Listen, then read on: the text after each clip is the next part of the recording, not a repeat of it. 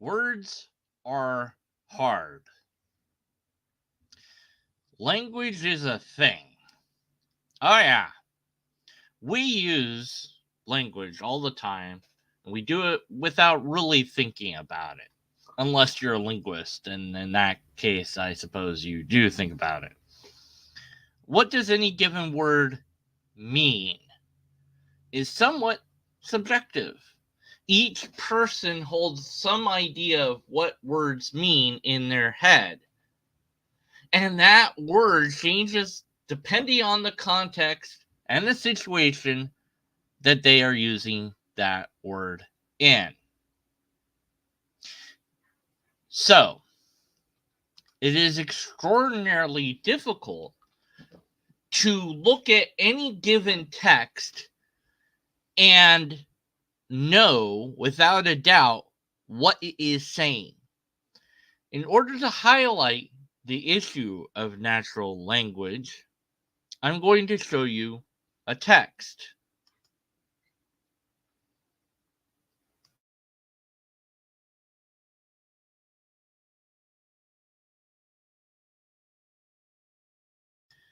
Okay, so in the comments section, I want you to explain what this is saying.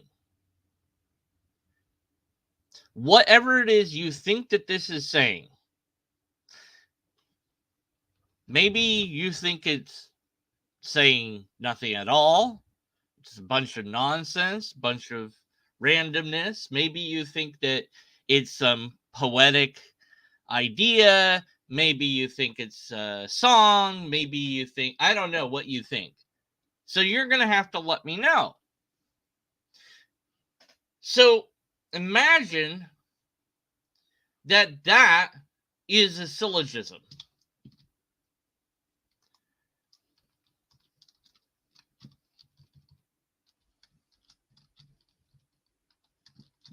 How difficult is it going to be to know what fallacies, if any, it is committing without knowing what the words are?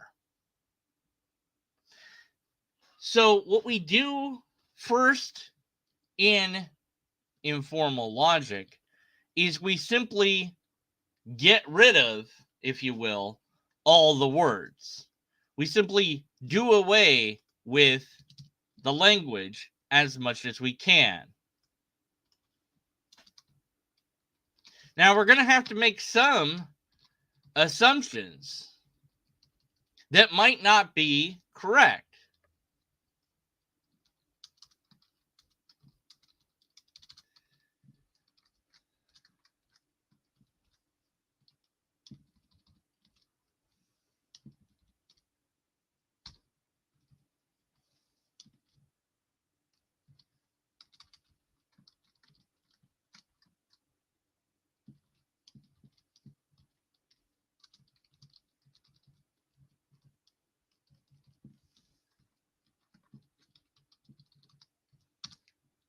And if we're correct about our assumptions, we would have a valid argumentation and, well, a sound one as well.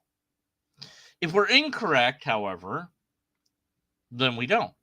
So we're assuming Z is Z whatever, and we're assuming that somewhere in here is something like the word is, and we're assuming that the rest is whatever that is, and then we're assuming that this is some sort of sentence about that being conditional, even though none of those words fit with any of the other words. And then we're doing a lot of assuming just to try to make sense of the nonsense.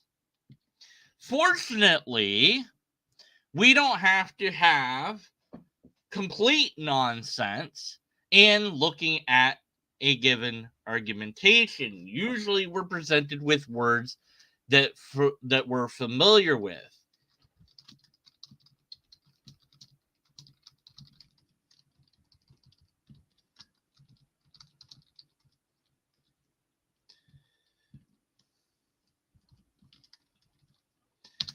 Now, here we have a bad argument because the premises don't link. There isn't really a certainty in the dichotomy per se, and so it doesn't really flow. It would be better if we could fix it.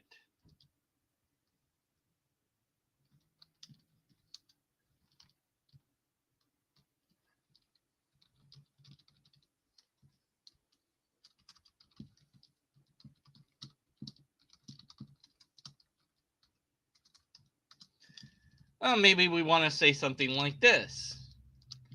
But then there's a problem. Our minds are also in reality. So this is a false dichotomy then, isn't it? But there's another problem. I'm assuming that you know what this word means. What does that word mean? Now you've noticed I've been careful not to say the words on the screen because this is interpretation. And the inflection I give when reading words influences your thoughts on what that word might mean. God. God. God. Those are different inflections of the same word. And they all mean different things. Oh, God is different than, oh, God. You hear, you feel the difference. Why? Because it's because that's what language is. It's hearing.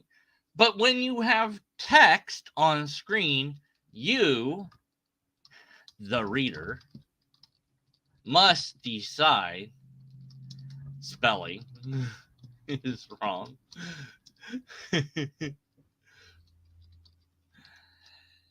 What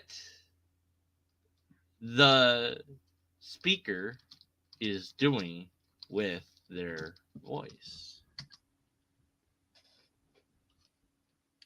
Also wrong. So the issue of natural language is that pinning down any word is difficult. So the best we can do is say, well, what's the dictionary say? But there's a caution there because we don't want to make a fallacy of appealing to the dictionary. Oh, there's a fallacy of that? Yes, there's a fallacy for everything, it seems like. Is there no argument free of fallacies? Yes, there's plenty of arguments free of fallacies. But you have to have the underpinning in place. You have to have the construction there. You have to have the meaning there. You have to understand the words. And how do you understand the words if the person that makes the argument means something other than what you mean? Then how can I hope to analyze it correctly? And the best you can do is reduce it to the formula A, B, C, D. A is B and B is C, and so A is C, right? Okay, that works. And then the words and the meanings don't really matter, but they do matter.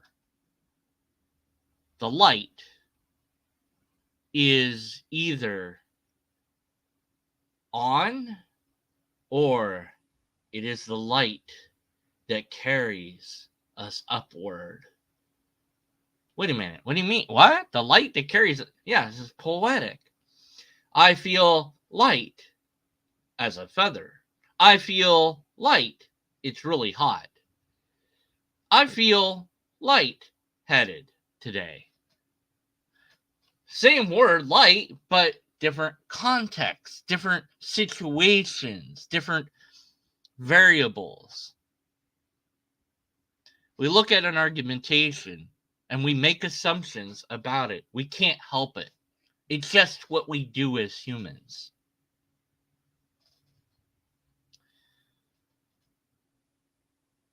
And so when we extrapolate the fallacy, there is some subjectiveness perhaps there. And this is perhaps why the argument continues between two individuals or more than two, is because they're looking at the same words, but their brains are interpreting those words differently. Now, of course, the classical and annoying cosmological argument that seems to just keep popping up is so simple, yet so full of fallacies, but only when you understand what it's saying. And so we look at it and we have this one. We'll take that one as if it's the only version. There are other ways to formulate it, but this will be good enough for our case here. Everything that begins to exist has a cause.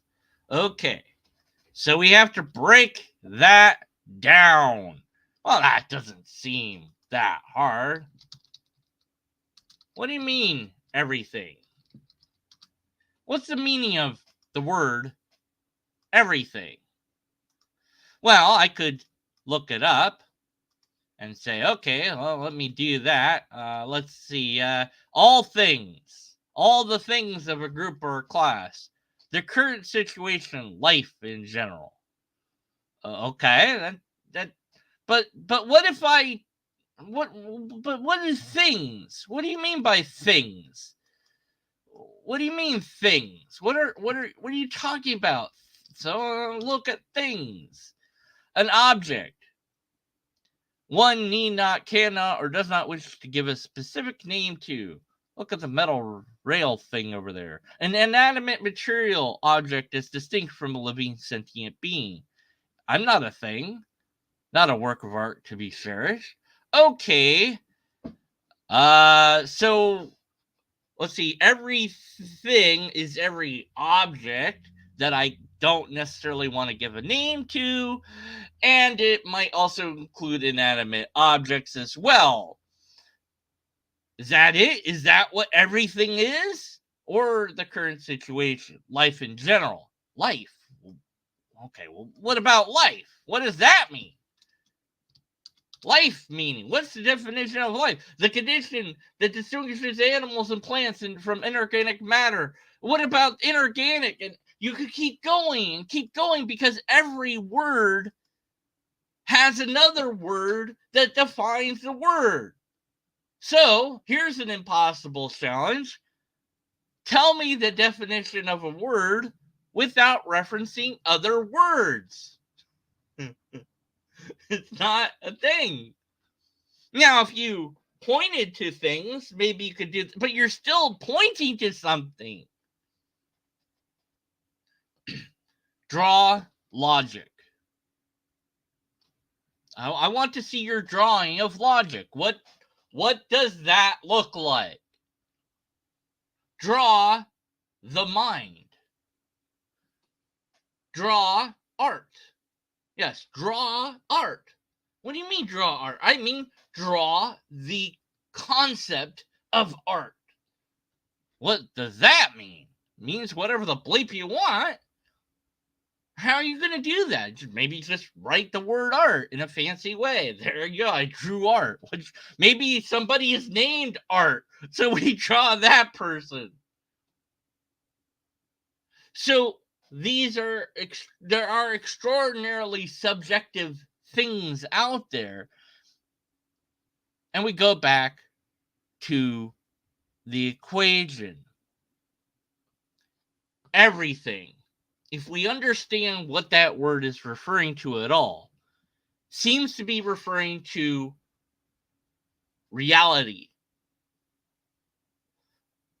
Can we make a definitive statement about the sum total of reality? Can we do that? Well, maybe, but not completely. It's not like we have a complete understanding of reality, right? Maybe somebody does, but I sure don't. But we understand parts of it, aspects of it, components of it, but not everything about it. There are going to be things we don't know about, so certainly we couldn't talk about those things because we don't know about those things. So we can't say what is true or false of something that we know not which about. There is a planet out there where there is a leprechaun. What? Why not? Well, because, well, leprechaun means a certain thing, right? Well, no, it's kind of, it's defined somewhat, a mystical creature that, little person, likes gold, I don't know, wears green clothes. Are you going to find a creature that maybe looks like that out there somewhere? Maybe, sure, but is it a leprechaun? What if it happened to have the naming conventions that we do and happened to name it leprechaun? Would it count? Would it be a leprechaun? Or would it not count? I don't know until I see it. And then I'll make a decision. Until then, this is extraordinarily hypothetical, right? So if that abstract idea that's way out there that I can't grasp and examine is plausibly true or plausibly false, but I can't make a definitive statement about it, then how can I make any claims at all regarding it? The only claim that I can make is I can't make a claim about it because I don't know anything about it. So the very first word, everything, must be held in question. We don't know anything in that way about everything. That is to say, we don't know everything about everything. We know some things about everything, but we don't know everything about everything. No, it's not that we don't know anything about everything. We know some things about everything, right? So we can't say everything and then follow that up with anything else other than we don't know a lot of things about everything. That's the only thing that we could say about everything that would actually be honest. So, this is a substitutional problem. The word everything is really actually talking about the things that we already know about. So, why doesn't it say that? Why doesn't the argument say the things that we know about? Instead of saying everything, why not say the things that we know about do this, have this behavior? Well, that might not be a fair question. Why is nebulous? That goes into motive. But I think that we can extrapolate somewhat. It would make a more bulky argument. It would make it more clunky. It wouldn't be as easily rememberable. Rememberable, is that a word? It wouldn't be as easy to remember. Edit that part out. Nobody will know about that blooper. It wouldn't be as easy to recall if we said the things that we can observe or the things that we know about. So we're just going to simplify the language and say everything instead. We're going to be lazy. It's easier to be lazy. It's simpler. It doesn't take as much effort to say everything as it does all the things that we know about and have observed thus far. That was longer. It took me longer to say that, to think that, to explain that. We often do this in language. Every apologist video sucks. Wait a minute. That's not fair. I haven't seen every video.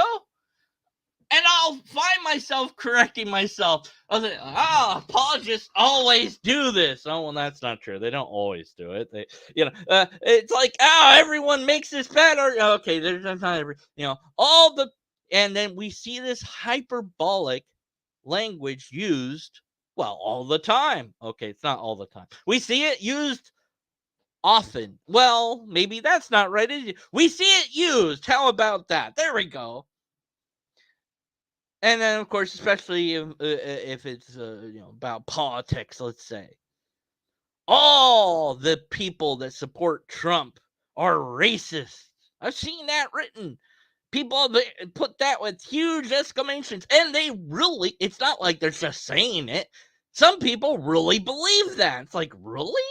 You really believe that anyone that's ever, like, what if you just, like, what does it mean to support Trump anyway? Does that mean I'm voted for the idiot? Or I'm thinking about it? Like, what does that mean? Like, I sent money at him? I don't think he needs money. I mean,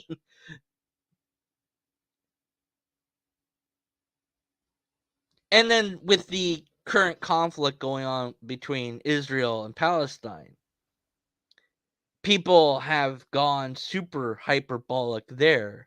It's completely evil and wrong what Israel is doing. It's completely evil and wrong what Palestine is doing. There's nuance there that's lacking, but it's easier to do that. It's easier to reduce it to a very simplistic idea than it is to put in the work to add in all the extra words that fully explains the situation. So my goodness, just to unpack the word everything took a lot just to do that. And then we look at the next bit that begins. Okay, well that's now the word that, okay, well that's one of those weird words like was or and or whatever. It just connects words with each other. I don't know. I'm not a linguist. Don't ask me about that. What does that mean? It means that. It connects the thing. It's a particle. I don't know. It's one of those weird things. It doesn't matter. We don't need the word that. We could say everything begins. And we would understand to some extent that there's a link between the two. But it wouldn't sound right in the English language. It wouldn't flow. All right, so we're taking these two things together. That begins. What does it mean to begin? What does that mean, actually? What does it mean for something to begin? Okay, well, certain things are easy.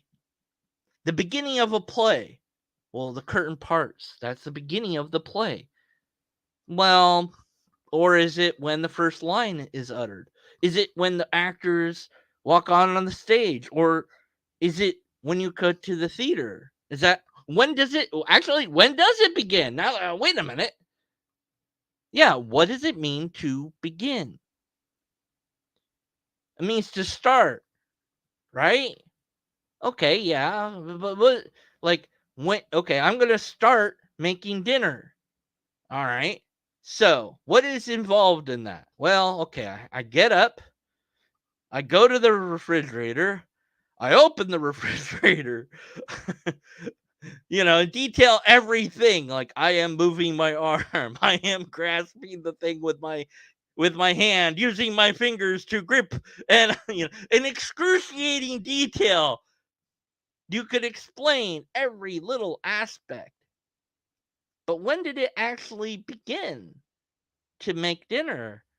Because I could take something out of the refrigerator and eat that.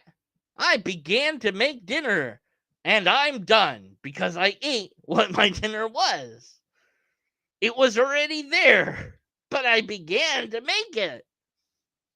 So it is assuming the reader conceptually understands what it means to begin. It is an assumption that the reader is going to think about maybe being born. That's when you began to exist, or resuscitating somebody in CPR. They began to breathe. Chicken lays an egg. Well, has life begun for that chick, or do we have to wait for it to hatch? Well, we gotta wait for it to hatch. Don't count them before they hatch, because they might not make it. And once they hatch, then life has begun. So we're thinking in those sort of terms, in simplistic terms. That's what it is reducing everything to.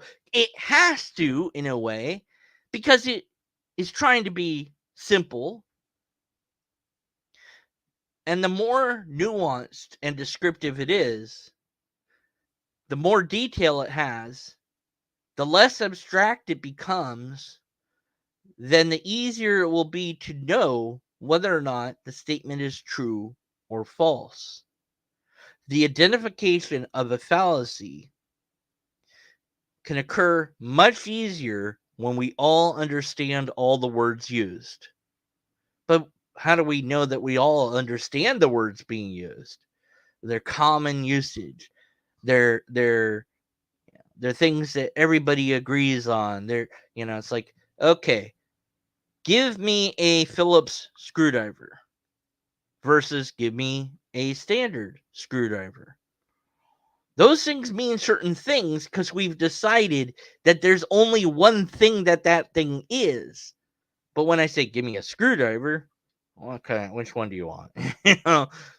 And that one right there, give me, of course, you could get the 3/4, give me the 5/10, give me the, whatever. And it could get quite, complicated. Give me the pink one. I want you to give me the thing over there. And sometimes when you've gotten to know someone, you can say, hey, are we going to do the thing? And they know exactly what the bleep you're talking about. And you're like, oh, let's do the, what with the person, what we're doing. Yeah, I know exactly what you're talking about. How? Well, because it's weird, isn't it? So that's what the argument tries to do, is make it simple, make it something that we intuit rather than understand. And some arguments are simple and they're fine being simple. So Socrates is mortal. Okay, well, Socrates, is that a person? I don't know. It's something. Whatever they are, they're mortal. Okay. That's something we can all wrap our heads around. And there isn't anything abstract, really. Mortality, it's like, yes, we know things die. When does something die? Oh, no, stop. It was so simple. Yeah, things are much more complicated when you really start to think about those things. And when you think about words, they're hard. They're difficult to deal with. And is it any wonder that communication online, when it is in text format, is difficult to deal with? One phenomenon that I've noticed that's very interesting is the difference between the sort of chat that's going on in my chat and the sort of chat that happens during a live stream of somebody with bazillions of followers. Now, don't worry, this will make sense at some point. Maybe. Okay, so we can see that the chat is, we're saying hi. We're saying things related to the topic to some degree or another. It's we can read it because it's going in normal speed. There isn't something insane going on. But we look at something and we'll mute it. Oopsie. I watched this guy, Doug. So I'll be using him as an example. And so here on his, green screen chalkboard is Twitch chat running in the background.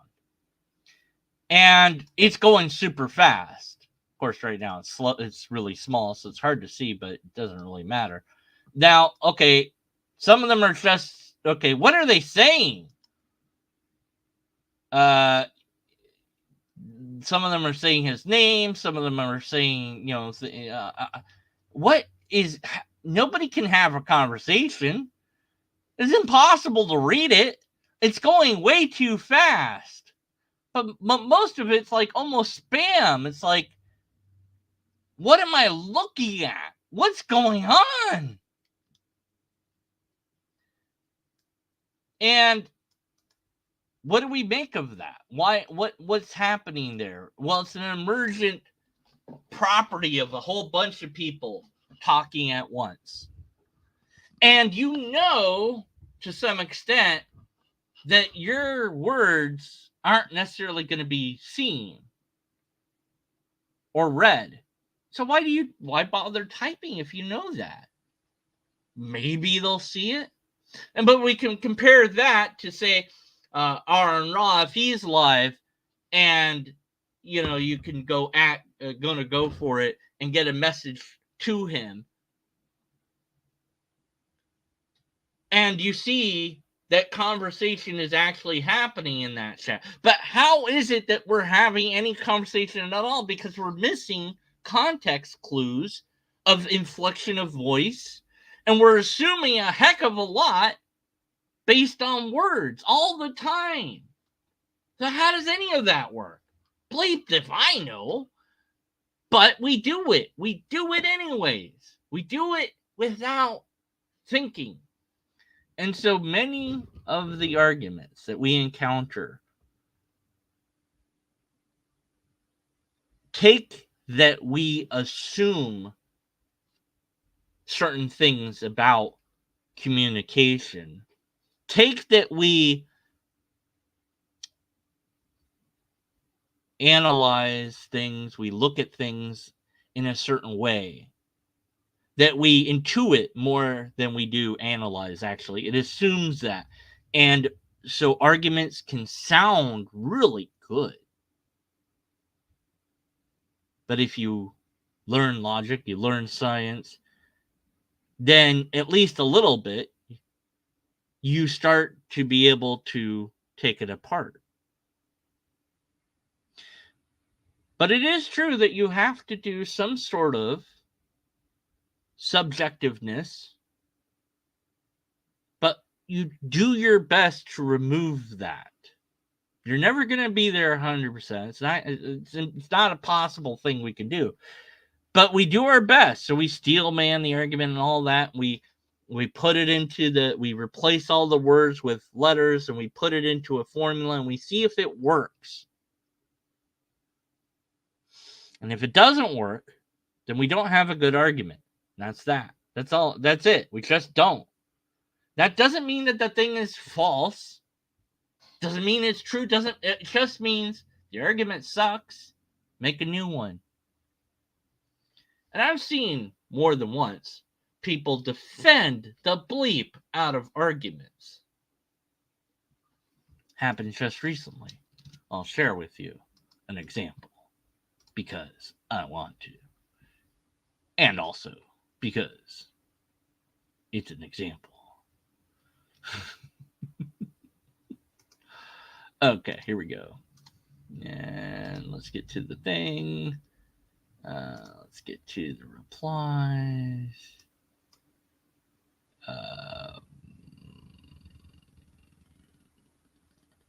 Okay. All right. All right. So,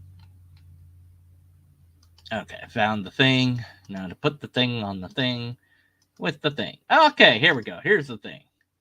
So, in this video about the cosmological argument, I'm making very simplistic statements. Can't get to God with logic, only bad arguments. See, I smiled at the end. It's not meant to be a serious comment. I'm being jaded. Then this video that we're commenting about, where did the arguments go wrong? And I felt lazy that day. I didn't want to do it. So I started to analyze it myself, and I'm like, wait a minute. I don't need to do that. I can just copy the transcript and throw it at ChatGPT and have it do it. So I'll do that. And then I did. And I threw that at him. And I'm like, here's where it goes wrong. Blah.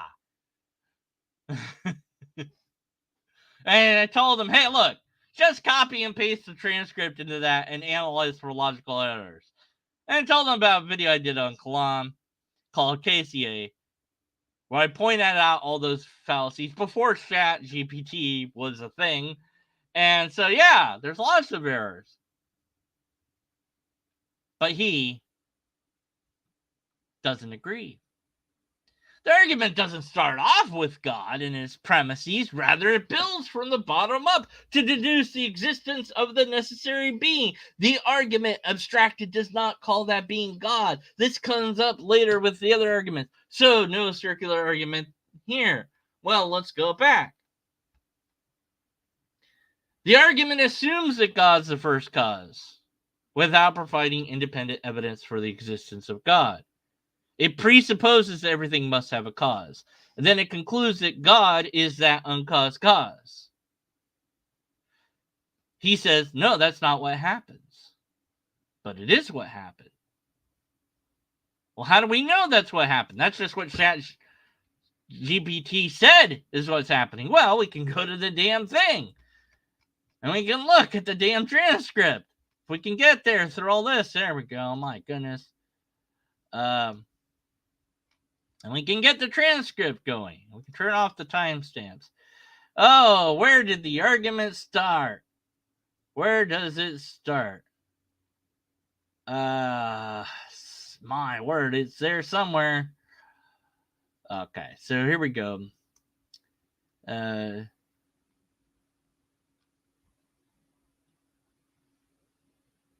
all the way back to before that. Before the universe existed, what set off everything in such a way that we came into existence?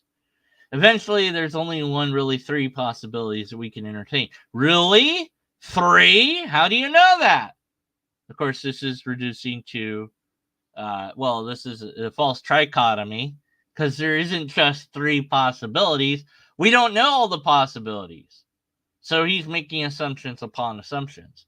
Either we came from some initial first cause, which is God, or we came from nothing, or we somehow made ourselves, and obviously those two options seem absolutely absurd, which doesn't make them false, by the way, so there's more logical fallacies than just circular reasoning. So ChatGPT, as good as it could do, didn't catch every fallacy that I would have caught.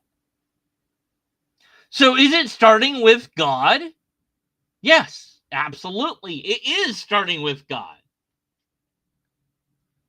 It's saying that either it's God or it's not God. Basically. So how is it that two people can look at the same argument listen to the same argument, analyze or appear to analyze the same argument, and walk away with different results? Well, I submit to you, it is because what the argument is about. It is about something that that person believes is real, God. I don't believe in God, so I don't care about the argument. The argument, it doesn't matter. I can look at any I don't care what argument I'm looking at. Find me an atheist argument that you think is flawed. I'll analyze it. I don't care. I can do that. Why? Because I want to know what, I just want to do that. That's just what I like doing. And it's okay to have a broken argument. You go, oh, well, that sucked. Okay. And then you fix it and you move on. But when you care about the thing that you're arguing about, now your emotions get intertwined. You're passionate about it. You care if it's real. And then it's very easy to confuse this thing's existence, this thing being true, with the argument being good, being valid and sound. That if the argument sucks and is not true, then that means that there is no this other thing. But that's not what logic is doing. When we analyze an argument and we say it's flawed, that doesn't mean that the conclusion is false. Doesn't mean the conclusion is true. It doesn't tell us that. All it tells us is that the argument, first of all, is bad, and that therefore the conclusion is something that you just hold in judgment, or that you're skeptical of it. You're not, maybe it's true, maybe it's false, maybe you believe it's true or false independent of the argument, but at least recognize that the argument sucked and make a better one if possible. And don't confuse the fact of you having a bad argument with that the conclusion, therefore, is not true. Now, if you have a good argument, an argument that's valid and sound, then the conclusion should be true. Now, I say the word should because, I don't know, reality is weird. I haven't come across an instance where an argument is valid and sound and the conclusion wasn't true, but maybe. I doubt it, but I'm going to be careful about it. So, what have we learned today? I'm not sure what we learned today because I'm not you. So you'll have to tell me if you learned anything at all, or if this helped you to think more deeply about anything at all, even a little bit. And don't forget your homework that I gave you at the start of the video that nobody's going to do. I don't know why, because I asked you to. Thanks for listening. Until next time, be skeptical.